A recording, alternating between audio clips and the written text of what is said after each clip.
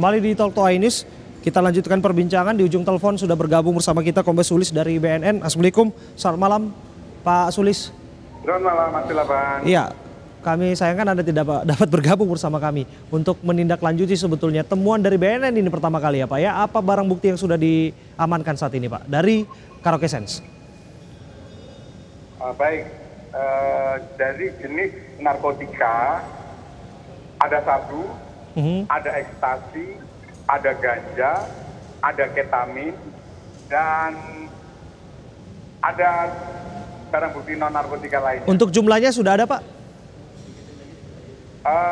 Sementara saya belum mendapatkan pastinya berapa, karena kemarin sore masih dilakukan penggeledahan ulang. Oke. Pak, ada pertanyaan sebetulnya, mengapa penggeledahan harus dilakukan lebih dari satu kali Pak? Pada Rabu malam, kemudian pada Kamis dan hingga hari ini kalau saya tidak salah juga dilakukan ya Pak penggeledahan? Biasanya ketika diinterogasi pada mulanya mereka para saksi banyak yang tidak mengaku, kurang kooperatif begitu.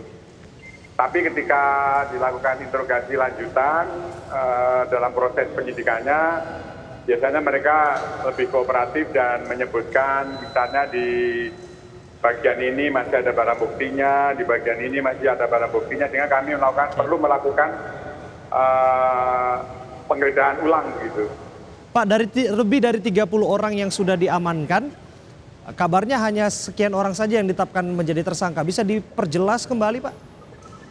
Baik, jadi dari total 36 yang diamankan oleh BNN, 6 diantaranya sudah status dijadikan tersangka, kemudian yang 2 masih saksi, kemudian 28 itu di assessment untuk menjalani rehabilitasi.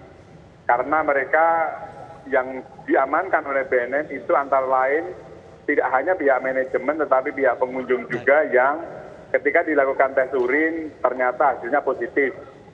Sehingga mereka dibawa ke BNN guna tindak lanjut dari hasil tes urin positif tersebut, yaitu melalui assessment dan nanti akan diserahkan kepada lembaga rehabilitasi yang dikelola oleh BNN. Baik, berarti kami perjelas kembali 36 orang yang di tes urin tersebut positif menggunakan narkoba Pak, keseluruhannya? Ketika di tes urin 28 itulah yang memenuhi kriteria untuk di assessment, sementara 6 yang lainnya memenuhi kriteria sebagai tersangka, yang 2 orang lainnya sebagai saksi. Baik. 6 orang tersangka ini apakah mereka pegawai? Semuanya dari pihak manajemen.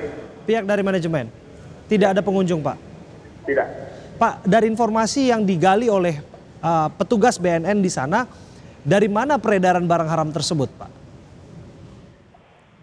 Kalau dilihat dari proses pendapatannya barang bukti dengan menggunakan anjing pelacak K9, dapat dibuktikan bahwa unsur kesengajaan bahwa mereka menyetok atau menyediakan barang itu untuk pengunjung itu jelas sekali, karena yang mendapati di mana disimpannya narkotika tersebut oleh anjing pelacak BNN begitu. Jadi bukan secara pengakuan mereka ditunjukkan di mana, kemudian apa kita ambil, tidak, tetapi melalui mekanisme pemeriksaan pelacakan oleh anjing pelacak kita, baru kita bisa mendapatkan barang bukti yang disembunyikan oleh mereka begitu. Itu membuktikan bahwa mereka memang dengan niatan atau dengan sengaja menyediakan narkotika tersebut untuk memenuhi kebutuhan dari para pengunjung yang akan menggunakan narkotika di karaoke tersebut. Baik, Pak, di studio kita sudah bersama dengan Pak Parasian Simanungkalit yang sempat tadi menyinggung di segmen sebelumnya soal meminta tanggung jawab dari pemilik ataupun top level dari Karaoke Sands tersebut. Barangkali apa yang ingin disampaikan ya, Pak Parasian kepada Pak Sulis? Nah ini Pak Sulis, baik, saya dan masyarakat serta bangsa Indonesia yang sudah kita ketahui bahwa bangsa kita ini sudah dilanda dengan bahaya narkoba. Kalau semua para pemilik diskotik, manajernya sudah ketangkap dan mereka menjadi tersangka, harus ditelusuri, dikembangkan dari mana mereka dapatkan barang haram tersebut, supaya mereka juga ditelusuri kepada siapa saja diedarkan, kepada siapa saja disalurkan, supaya dilakukan pasal yang paling tertinggi ancaman hukumannya, yaitu hukuman mati. Jangan hanya ancaman hukuman pasal 112, pasal 114, jangan itu saja. Jadi ini saran dari Bisa ditanggapi masyarakat langsung? itu, ya begitu. Silakan Pak Ya. Sulis. Baik, terima kasih untuk sarannya. Sebagaimana yang sudah dilakukan oleh BNN, bahwa pemeriksaan penyidikan itu belum final, masih sementara sedang dalam proses pengembangan. Bahkan kita juga sudah menerapkan tindak pidana pencucian uang. Kita juga sudah melakukan beberapa penyitaan dokumen keuangan terkait dengan tindak pidana pencucian uang. Kemudian kita juga sudah menerapkan pasal 132 persekongkolan atau dilakukan secara bersama-sama korporatnya, itu juga kita terapkan pasal 132-nya. Terkait dengan penelusuran barang bukti itu dari mana, tentu kita juga membutuhkan waktu, alat bukti petunjuk lain yang harus kita lakukan pengecekan. Baik. Kemudian mengkonfirmasikan beberapa informasi yang belum bisa dibuktikan konkretnya. Itu tentu membutuhkan waktu karena kami baru kemarin malam melakukan penggeledahan, penggerbekan dan penangkapan terhadap mereka. Oke, Pak Sulis, izinkan saya sejenak untuk mencoba menggali dan investigasi seperti apa sebetulnya aliran kemudian peredaran barang haram narkoba. Kami akan mencoba bergabung, mencoba mengontak salah seorang mantan pengedar narkoba, Alex, bukan nama sebenarnya, identitasnya kami samarkan. Assalamualaikum, selamat malam, Mas Alex. Ya.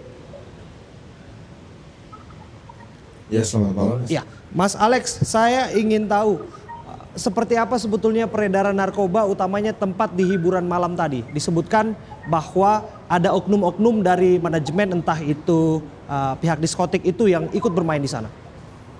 Ya, pada saat itu sih sebelumnya saya mengenali beberapa orang di dalam diskotik itu ya. Supaya lebih gampang saya untuk masukin ekstasinya ke dalam diskotik. Baik, itu adalah masa di mana Anda saat ini sudah tidak bekerja lagi ya sebagai seorang pengedar narkoba? Ya, saya sedang tidak bekerja pada saat itu. Baik, saya ingin ketahui dari pengalaman Anda bagaimana kemudian barang haram diperoleh kemudian Anda bisa pasok ke tempat-tempat hiburan malam. Apakah semudah itu? Bukankah ada pengawasan? Ya, yang saya bilang tadi sebelumnya saya mengenali orang-orang dalam tersebut dulu, baru saya bisa masukin barang-barang itu biar lebih mudah aja. Baik, apakah biasa dari mereka juga menarif Anda untuk kemudian Anda bisa memasok barang-barang tersebut? Gimana, Mas? Ya, apakah Anda juga ditarif ataupun dimintai uang tertentu atau dengan jumlah tertentu untuk bisa kemudian mengedarkan barang haram tersebut? Oh enggak, Mas. Saya cuman ngasih barang, mereka yang ngasih harga, nanti mereka bayar ke saya sekian. Siapa yang memperjualbelikannya? Apakah Anda sendiri? Kadang-kadang saya, kadang-kadang ya orang dalam diskotik itu sendiri, Mas. Dapat dari mana? Didapat dari mana pasokan barang haram narkoba tersebut? Wah, kalau dulu dari teman ke teman sih, Mas ya. Saya. Baik, kami bisa mengetahui kembali apa saja barang haram yang Anda sempat perjualbelikan saat Anda masih beroperasi? Ekstasi, Mas, pada saat itu saya jual. Baik. Benarkah itu di wilayah Jakarta saja atau wilayah lain? Jakarta aja, Mas. Jakarta saja? Ya. Kan ada beberapa diskotik yang sebetulnya sudah ditutup ya. Seperti kita ketahui Miles, kemudian Stadium, apakah nama-nama diskotik tersebut benar adanya sarang narkoba? Ya, pernah Mas saya berdagang di tempat itu. Baik, bagaimana kemudian cara konsumen bisa menjangkau Anda? Kalau pada saat itu saya menjual untuk yang kenal-kenal aja, Mas ya. Untuk menjual ke orang lain saya nggak berani. Yang kenal saja? Apakah ada dari pihak manajemen, entah itu dari manajemen diskotik atau tempat hiburan malam tersebut, yang juga mengetahui aktivitas Anda dari top level, misalnya manajer atau supervisor? Oh enggak, Mas. Enggak, Mas. Enggak. Sampai manajer enggak.